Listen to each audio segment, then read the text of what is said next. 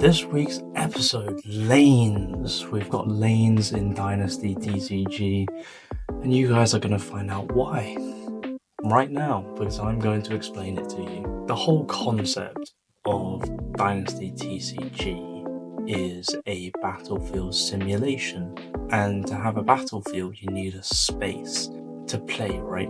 And when I was initially designing the game, the space was only 3x2, and obviously it evolved over time to 3x5, being the actual battlefield that you can put units on and actually fight other players. And in the original version, when it was 3x2, you couldn't even move units. But obviously as more time went on, I slowly expanding things into a 2x5 and then eventually into a 3x5. And the whole concept of being a battlefield, when I was first playing it on the 3x2, it was so constrictive. Because obviously if you don't have the movement, then you don't really feel the space.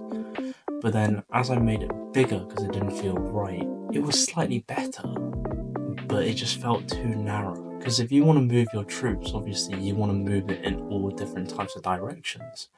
From a center point, you want to go around 360 degrees, and that's why we ended up having all those different lanes, because that was the spacing that made most sense. So that's just a bit of brief background on the battlefield that you'd actually play on. But then obviously in that grid, I'm forcing people to play in lanes, and here's the reason why. One, from a design perspective, cards that we have are standard size, so they're not square. If we were to have a chessboard like an actual chess, then having different angled attacks are slightly easier to actually have in terms of looking at the UI of a board if you were playing. That would be a great benefit to the player. Then you have the other side where you have the gameplay aspect. Like, yes, it can look really cool and actually work in that way, theoretically, but the actual reality of playing with it is that you get too much freedom in the game.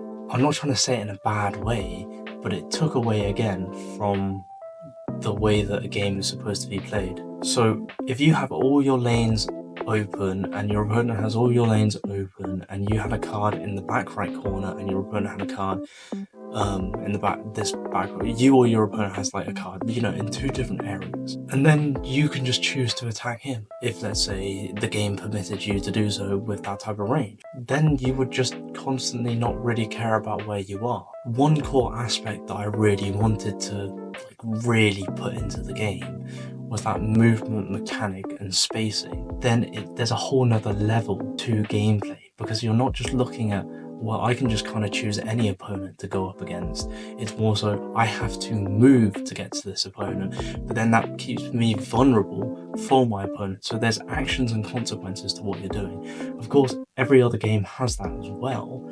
So the battlefield idea of where, you can move your units here to support this unit here, as a way to kind of immerse more in that battlefield experience. As much as people may or may not agree with what I say, but having lanes and having movement and enough space to move allows for really complex strategies to be had, because one, you're not reacting to what the card that your opponent's just played, you're reacting to the way that they're moving, and you have to kind of read a turn ahead in terms of what they're moving towards, but also the cards that they're using. So that's why I added lanes and putting people in lanes to attack. That's why I added lanes and forcing lanes.